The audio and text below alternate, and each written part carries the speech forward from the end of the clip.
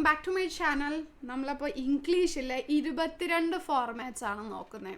Formal letter, friendly letter, email, speech, profile, debate, interview, notice, job application with resume, telephonic conversation, live TV report, narration, travel essay, travel brochure, info, newspaper article, seminar report, press writing, appreciation, unseen പോയത്തിൻ്റെ character sketch, note making, writeup, എല്ലാം അങ്ങനെ 22 formats നോക്കാൻ വേണ്ടിയിട്ട് പോകുന്നത്. +1 സ്റ്റുഡൻസിനും +2 സ്റ്റുഡൻസിനും ഒരുപോലെ helpful ആകുന്ന ആയിട്ടുള്ള formats ആണ് ഇതൊക്കെ. +1 +2 മാറി മാറി ചോദിക്കുന്നതാണ്. ഓക്കെ, സോ ആദ്യം തന്നെ നമുക്ക് ഫോർമൽ ലെറ്റർ നോക്കാം. ഫോർമൽ ലെറ്ററിൽ പണ്ടായിരുന്നു നമ്മൾ ഫ്രമും ടു അഡ്രസ്സൊക്കെ എഴുതുന്നത്. പക്ഷെ ഇപ്പം നമ്മൾ ഫ്രം എന്ന വാക്കോ ടു എന്ന വാക്കോ യൂസ് ചെയ്യാറില്ല. നേരെ ഫ്രം അഡ്രസ്സ് വയ്ക്കുക, ഡേറ്റ്, ദെൻ ടു അഡ്രസ്സ് വയ്ക്കുക, ദെൻ സർ എന്ന് പറഞ്ഞിട്ട് സബ്ജക്റ്റ് കൊടുക്കുക. സബ്ജക്റ്റ് കൊടുത്തതിന് ശേഷം എന്തിനെ പറ്റിയിട്ടാണോ നമ്മളോട് ലെറ്റർ എഴുതാൻ പറഞ്ഞിരിക്കുന്നത് അത് 3 പാരഗ്രാഫ് ആക്കി വേണം എഴുതാൻ വേണ്ടിയിട്ട്. ആദ്യത്തെ പാരഗ്രാഫിൽ നിങ്ങൾ ആരാണെന്ന് ഇൻട്രൊഡ്യൂസ് ചെയ്യുക, രണ്ടാമത്തെ പാരഗ്രാഫിൽ ഇഷ്യൂ പറയുക, പ്രോബ്ലം പറയുക, ദെൻ മൂന്നാമത്തെ പാരഗ്രാഫിൽ നിങ്ങളുടെ കയ്യിലുള്ള സൊല്യൂഷൻസ് പറയുക. അതൊക്കെ പറഞ്ഞിട്ട് നമ്മൾ ക്ലോസ് ചെയ്യുക. അതാണ് ഫോർമൽ ലെറ്ററിൻ്റെ ആ ഒരു ഫോർമാറ്റ് വരുന്നത്. ദെൻ രണ്ടാമത്തേതാണ് ഇൻഫോർമൽ ലെറ്റർ അല്ലെങ്കിൽ ഫ്രണ്ട്ലി ലെറ്റർ. നമ്മളൊരു ഫ്രണ്ടിന് എഴുതുന്നതാണ്. അതിലപ്പോൾ നമ്മൾ എന്ത് വെച്ചാൽ മതി, ഫ്രം അഡ്രസ്സ് മാത്രം വെച്ചാൽ മതി, ടു അഡ്രസ്സ് വെക്കേണ്ട. ദെൻ ഡിയർ മാഗി എന്ന് പറയുക. ദെൻ നമ്മൾ എന്ത് ചെയ്യുക, ജസ്റ്റ് അത് ഓപ്പൺ ചെയ്യുക, ആ ഒരു ലെറ്റർ സ്റ്റാർട്ട് ചെയ്യുക. അവിടെ സബ്ജക്റ്റ് ഒന്നും ആവശ്യമില്ല, ഡിയർ ഫ്രണ്ട് എന്ന് പറഞ്ഞിട്ട് അതും 3 പാരഗ്രാഫ് ആക്കുക. ആദ്യത്തെ പാരഗ്രാഫിൽ വിശേഷങ്ങളൊക്കെ ചോദിക്കുക, രണ്ടാമത്തെ പാരഗ്രാഫിൽ അതിന് മെയിൻ കണ്ടന്റ്, മൂന്നാമത്തെ പാരഗ്രാഫിൽ റിപ്ലൈ പ്രതീക്ഷിക്കുന്നു, കൺവേ മൈ റിഗാർഡ്സ് ടു, അങ്ങനെയുള്ള ക്ലോസിങ് പാരഗ്രാഫ് കൊടുത്തിട്ട് ഇവിടെ തന്നെ ഈ സൈഡിൽ തന്നെ യുവേഴ്സ് ലവിങ്ലി എന്ന് പറഞ്ഞ് അത് ക്ലോസ് ചെയ്യാം. ദെൻ നെക്സ്റ്റ് ആണ് ഇമെയിൽ വരുമ്പോൾ ശ്രദ്ധിക്കുക, ഇമെയിൽ വയ്ക്കുമ്പോൾ നമ്മൾ ടു CC BCC, അതിൽ 2ൽ മാത്രം ഒരു 2 അഡ്രസ്സ് ആ ഒരു ഇമെയിൽ ID കൊടുത്താൽ മതി. പിന്നെ സബ്ജക്റ്റ് ഏതെങ്കിലും കൊടുക്കുക, ദെൻ സാർ എന്ന് പറഞ്ഞിട്ട് നമ്മുടെ ഫോർമൽ ലെറ്ററിൻ്റെ അതേ രീതി തന്നെ 3 പാരഗ്രാഫ് ആക്കുക. ലാസ്റ്റ് ഇത് കൺക്ലൂഡ് ചെയ്യുക. കണ്ടോ? ഓക്കെ, 2 CC BCC സബ്ജക്റ്റ്, എന്നിട്ട് 3 പാരഗ്രാഫ് ക്ലോസ് ചെയ്യുന്നു. ദെൻ സ്പീച്ച് കൊടുക്കുമ്പോൾ നമ്മൾ ശ്രദ്ധിക്കേണ്ട കാര്യം, നമ്മൾ ആദ്യം തന്നെ salutation, respected principal, teachers and my dear friends, സിമ്പിളായിട്ട് വേണമെങ്കിൽ അങ്ങനെ കൊടുക്കാം. എന്നിട്ട് നമ്മളൊരു ഇൻട്രൊഡക്ഷൻ പോലെ കൊടുക്കുക. സ്പീച്ചും പല എന്താ ചെയ്യുക, പാരഗ്രാഫ് ആക്കി എഴുതുക. അതിൻ്റെ ഉള്ളിൽ ഫേമസ് ആയിട്ടുള്ള വ്യക്തികളുടെ കോട്ട്സ് ഇൻക്ലൂഡ് ചെയ്യുക, ചൈൽഡ്ഹുഡ് അവരുടെ എന്തെങ്കിലും എക്സ്പീരിയൻസസ് ഉണ്ടെങ്കിൽ എക്സ്പീരിയൻസസ് ഇൻക്ലൂഡ് ചെയ്യുക, നിങ്ങളുടെ എക്സ്പീരിയൻസ് ഉണ്ടെങ്കിൽ അത് ഇൻക്ലൂഡ് ചെയ്യുക, ക്വസ്റ്റ്യൻസ് ഇൻക്ലൂഡ് ചെയ്യുക, എന്തെങ്കിലും സ്റ്റാറ്റിസ്റ്റിക്കൽ ആയിട്ടുള്ള ന്യൂസ്, ഇപ്പോൾ കണക്കുകൾ 100ൽ ഇത്ര പേര് ഇന്ന ചെയ്യുന്നു, അങ്ങനെയൊക്കെയുള്ള കണക്കുകളെന്നല്ല, അതൊക്കെ ഉണ്ടല്ലോ, അതെല്ലാം നിങ്ങൾക്ക് ഇൻക്ലൂഡ് ചെയ്യാം കേട്ടോ. ദെൻ അത് ക്ലോസ് ചെയ്യുക, ജസ്റ്റ് സിമ്പിളായിട്ട് ക്ലോസ് ചെയ്താൽ മതി. ഇനി പ്രൊഫൈൽ വരുന്ന സമയത്ത് നമ്മൾ കുറച്ച് ഗ്രാമേഴ്സ് ആണ് അവിടെ ശ്രദ്ധിക്കേണ്ടത്. വാസ് ബോൺ ഓൺ ആയിരിക്കണം. ഓക്കെ, ദെൻ അറ്റൻഡഡ് എല്ലാം പാസ്റ്റ് ടെൻസിൽ, graduated, he chose a career, book written, അങ്ങനെയെല്ലാം പാസ്റ്റ് സെൻസിൽ വേണം കൊടുക്കാൻ വേണ്ടിയിട്ട്. പിന്നെ നമ്മൾ ശ്രദ്ധിക്കേണ്ട കാര്യം,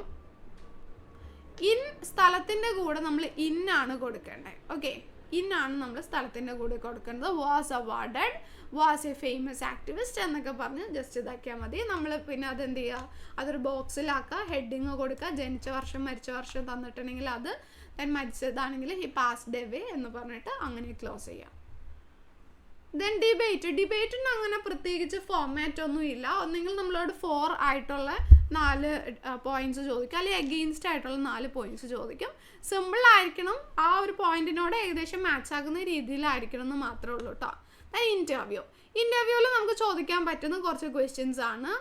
അപ്പോൾ good morning sir, I know that you are one of the most sought after actors in Kerala, how and when did you come to cine screen, അല്ലെങ്കിൽ ഇപ്പോൾ ഹൗ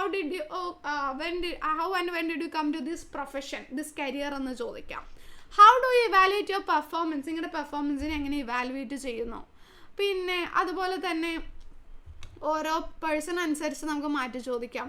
ഇപ്പോൾ നമ്മൾ ചോദിക്കുകയാണെന്നുണ്ടെങ്കിൽ ചൈൽഡ്ഹുഡ് എക്സ്പീരിയൻസ് നമുക്ക് ചോദിക്കാം. പിന്നെ ഈ ഒരു ഫ്യൂച്ചർ ജനറേഷന് കൊടുക്കാൻ പറ്റുന്ന മെസ്സേജ് എന്താണെന്ന് ചോദിക്കാം.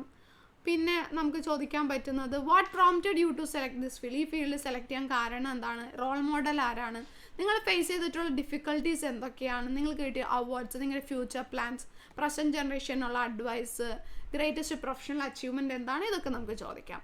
നോട്ടീസ് ഇപ്പോൾ അങ്ങനെ കാര്യമായിട്ട് വരാറില്ല. നോട്ടീസ് ഇപ്പോൾ അത് 10ാം ക്ലാസ്സിലേക്കല്ലേ വരാറുള്ളൂ. വന്നാൽ തന്നെ സ്കൂളിൻ്റെ പേര്, നോട്ടീസ്, ഡേറ്റ്, ആ ഒരു ഹെഡിങ് കൊടുക്കുക, എപ്പോൾ എവിടെ എന്ത് എന്നുള്ള ഡീറ്റെയിൽസ് ഒക്കെ ഉള്ളിൽ കൊടുത്തിട്ട് ജസ്റ്റ് ഓൾ ആർ വെൽക്കം എന്ന് പറഞ്ഞ് സെക്രട്ടറിന്നോ എന്തെങ്കിലും ഒരു പേര് എഴുതി ഒപ്പിട്ടാൽ മതി.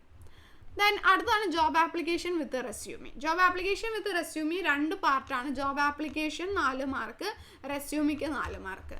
അപ്പോൾ അതിൽ ജോബ് ആപ്ലിക്കേഷൻ നോക്കിയാൽ ജോബ് ആപ്ലിക്കേഷനിൽ ആദ്യം നമ്മൾ ഫ്രം അഡ്രസ്സ് വയ്ക്കുന്നു, ഡേറ്റ്, ടു അഡ്രസ്സ് വയ്ക്കുന്നു, dear sir application for the post of teachers. എന്നിട്ട് നമ്മൾ ഇത് വളരെ ഇമ്പോർട്ടൻ്റ് ആണ് കേട്ടോ, ഇതെന്താ എഴുതിയിരിക്കുന്നത്, with reference to advertisement in the Hindu dated, Hindu news പേപ്പറിൽ ഇന്ന ഡേറ്റിൽ നിങ്ങളുടെ അഡ്വർടൈസ്മെൻറ്റ് കണ്ടിട്ട് I would like to apply for the post of teaching faculty in your institution, അങ്ങനെ കൊടുത്തിരിക്കുന്നത്.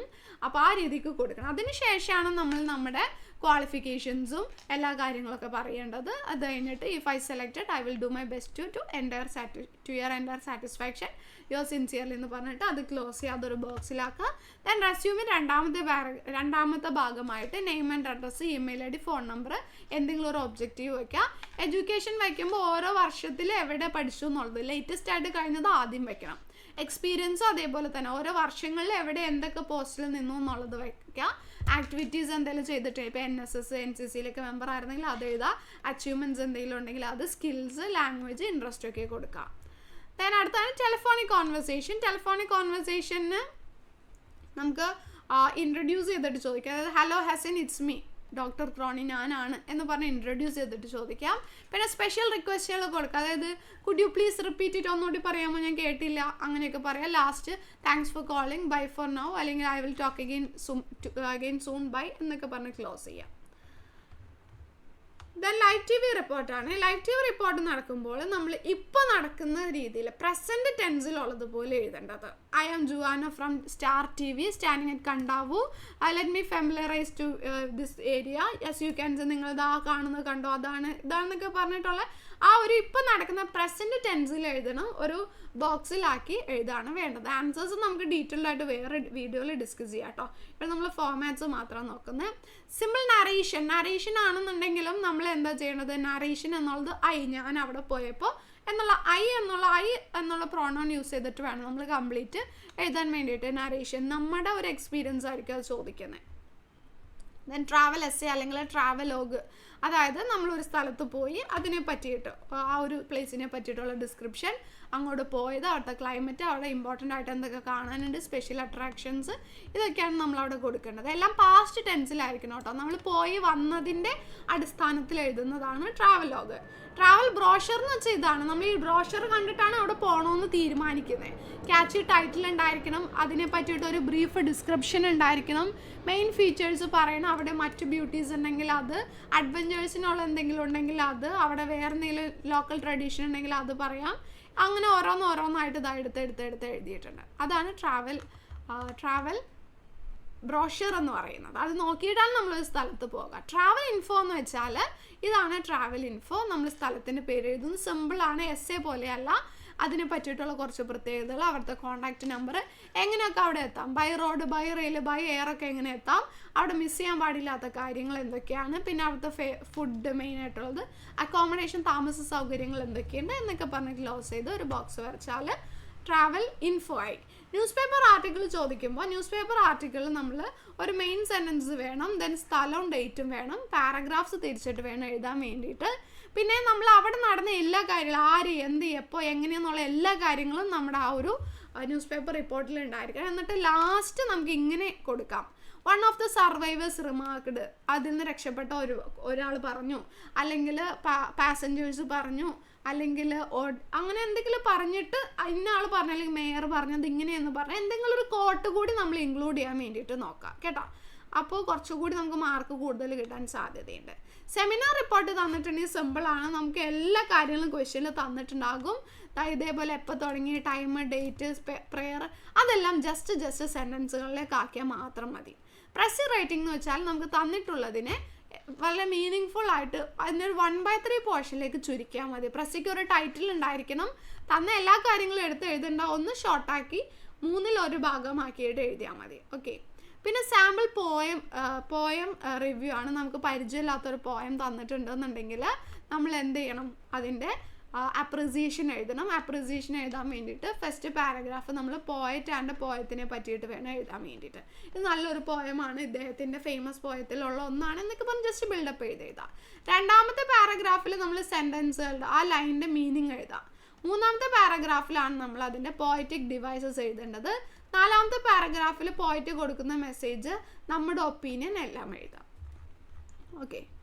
ദെൻ ക്യാരക്ടർ സ്കെച്ച് എഴുതുമ്പോൾ കഥയല്ല എഴുതേണ്ടത്, ആ ക്യാരക്ടറിനെ പറ്റിയിട്ടാണ് എഴുതേണ്ടത്. ഇപ്പം മാഗി ആണെങ്കിൽ മാഗിയുടെ ഫുൾ നെയിം, മാഗിയുടെ ആ ഒരു ഫിസിക്കൽ ഫീച്ചേഴ്സ് എന്തൊക്കെയാണ്, പ്രായം, പിന്നെ മാഗി ഓരോ സമയത്ത് ഓരോ കാര്യങ്ങൾ ചെയ്യുമ്പോൾ അതിൽ നിന്ന് മാഗിയുടെ ഇന്ന സ്വഭാവമാണ് റിവീൽ ആകുന്നതെന്ന് പറഞ്ഞ് നമ്മൾ എടുത്തെടുത്ത് എഴുതണ്ടേ. ആ കഷ്ടപ്പെട്ട ഷില്ലിങ് കൊടുക്കുമ്പോൾ ബ്രദറിനോടുള്ള സ്നേഹമാണ് അവിടെ വെളിവാകുന്നത് എന്ന് പറഞ്ഞ് അങ്ങനെ നമ്മൾ മെൻഷൻ ചെയ്ത് വേണം എഴുതാൻ വേണ്ടിയിട്ട്. കഥ എഴുതി വെച്ചാൽ ക്യാരക്ടർ സ്കെച്ചിന് ഫുൾ മാർക്ക് കിട്ടില്ല കേട്ടോ. പിന്നെ നോട്ട് മേക്കിംഗ് നമുക്കങ്ങനെ ചോദിക്കാറില്ല. നോട്ട് മേക്കിംഗ് പിന്നെ റൈറ്റപ്പ് പാരഗ്രാഫൊക്കെ ജസ്റ്റ് ഒരു ഹെഡിങ് കൊടുക്കുക, പാരഗ്രാഫ്സ് തിരിച്ചെഴുതാന്നുള്ളതുള്ളൂ. വേറെ അങ്ങനെ അതിന് പ്രത്യേകിച്ച് വേറെ വലിയൊരു ഫോമാറ്റ്സ് ഒന്നും വരുന്നില്ല. സോ ഇത്രയുമാണ് ഇമ്പോർട്ടൻ്റ് ആയിട്ട് നമ്മൾ നോക്കിയിട്ട് പോകേണ്ട ഫോമാറ്റ്സ്. സോ ഈ ഒരു വീഡിയോ ഹെൽപ്ഫുൾ ആയിട്ടുണ്ടാകുമെന്ന് വിചാരിക്കുന്നു. ബാക്കി വീഡിയോസ് അപ്കമിങ് ആണ്. ഒന്നും മിസ്സാവാതിരിക്കാൻ വേണ്ടിയിട്ട് ചാനൽ സബ്സ്ക്രൈബ് ചെയ്യുക. താങ്ക്